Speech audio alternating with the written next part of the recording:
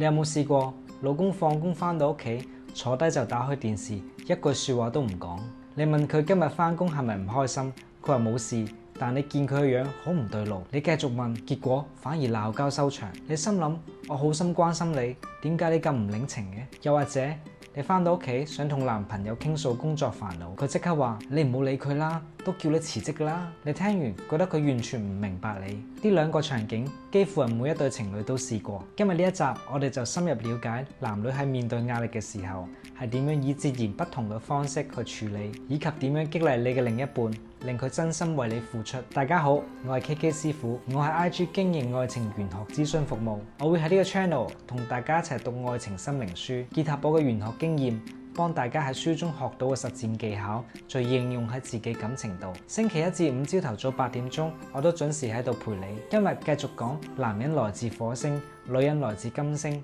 首先講男人嘅洞穴。作者話，男人遇到壓力或者煩惱，佢哋第一個反應係退入一個想象中嘅洞穴，喺入邊佢哋會獨自思考，靜靜處理自己嘅問題同情緒，變得好沉默，唔想傾偈，唔想被打擾。呢一個係男人嘅本能，佢哋相信自己有能力解決問題，唔需要求助。喺佢哋眼中，向人求助係一種好軟弱嘅表現，所以一有困難，佢哋會選擇獨自面對，直到揾到答案為止。問題係，女人完全唔明白呢一個模式。女人面對壓力嘅方式同男人係完全相反。佢哋相信分享問題同傾訴感受先係處理壓力嘅最好方法。當心情唔好，女人需要傾訴，需要有人聆聽同關心。傾訴完之後，心情就會好返。所以當男人退入洞穴，女人第一個反應係：我係咪做錯咗啲咩啊？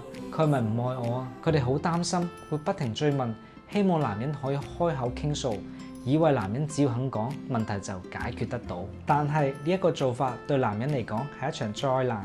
男人喺洞穴入邊最需要嘅係時間同空間。你越追問，佢越覺得被入侵、被控制。你以為你係關心佢，佢會覺得你唔信任佢有能力解決問題。結果本來只需要1個鐘頭靜一靜，但就因為不停追問，變成鬧交，問題更加複雜。作者有一個比喻，男人喺洞穴入邊就好似一條橡筋拉開咗咁，你要做嘅係等佢自己彈翻轉頭。如果你強行拉開佢，條橡筋就會斷；但如果你放手，條橡筋自然會彈翻個原位，甚至比之前更有彈性。所以當男人退入洞穴，女人最正確嘅做法，第一，唔好追問，俾佢知道你喺度，唔好強迫佢開口。第二，做自己嘅事。行街 shopping、煲劇、做運動，唔好坐喺度等佢。第三，相信佢有能力自己搞得掂，佢準備好嘅時候，自然會走翻出嚟。當然，男人喺洞穴入邊都有一樣嘢可以做，就係俾女人知道你唔係唔愛佢，只係需要時間。你可以話：我而家需要時間靜一靜，你等我好翻嘅時候再傾啊。呢一句說話可以大大減少女人嘅焦慮。好啦，講完男人嘅洞穴，我哋就講女人傾訴嘅需求。當女人傾訴，佢哋唔係需要你解決問題，只係想被聆聽、被理解。呢個係好多男人搞唔明嘅地方。男人要學識嘅係聆聽。當女人傾訴，你唔需要做任何嘢，只需要眼神接觸、點頭，偶爾之間回應，係，辛苦晒，我明白你啊，就係咁簡單。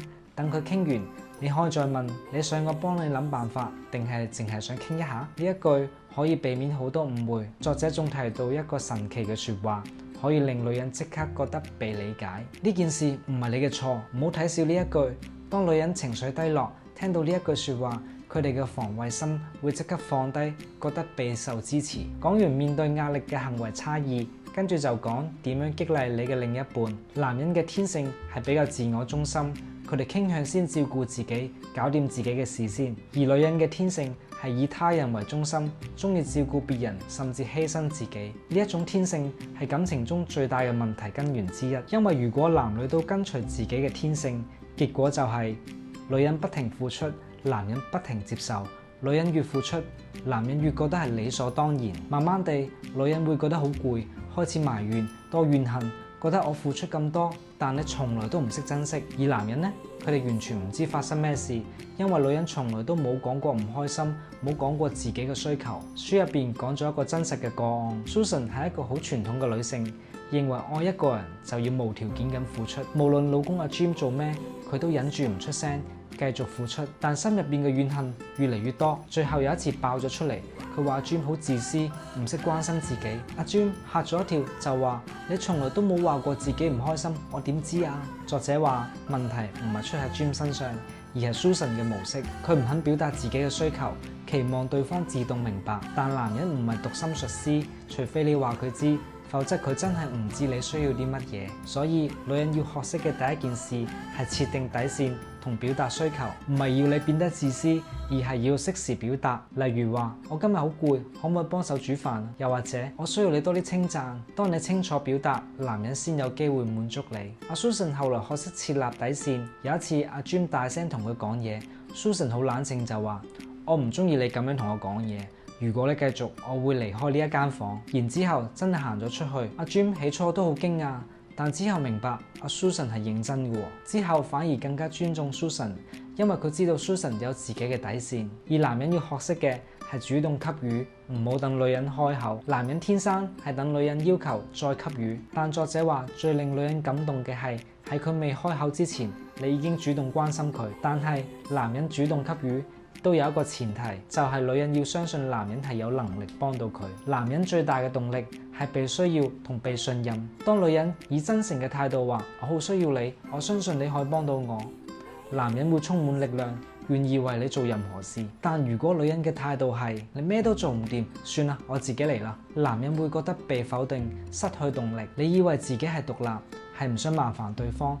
但喺男人眼中，你係唔需要佢，唔信任佢，佢喺呢一段關係入邊係多餘嘅。男人失去被需要嘅感覺，就會慢慢越嚟越疏遠。所以女人要學識聰明地依賴，唔係要你變得無能，而係俾男人知道你係需要佢，你信任佢。總結今日呢一集，男人面對壓力係需要洞穴，需要空間同時間。女人唔好追問，要學識放手，相信佢自然有能力解決。而女人面對壓力需要傾訴，需要被聆聽，唔係需要解決方案。激勵方面，女人要學識表達需求，設定底線，唔好一味付出之後然後埋怨。男人要學識主動給予，俾女人感到被珍惜。女人相信男人，男人先有力量，先會主動。下一集我哋會探討男女根本係講緊唔同嘅語言。同一句說話，男人同女人嘅理解可有天淵之別。我哋會拆解金星語言字典，教你點樣真正聽明白對方，唔再因為誤解而傷害對方。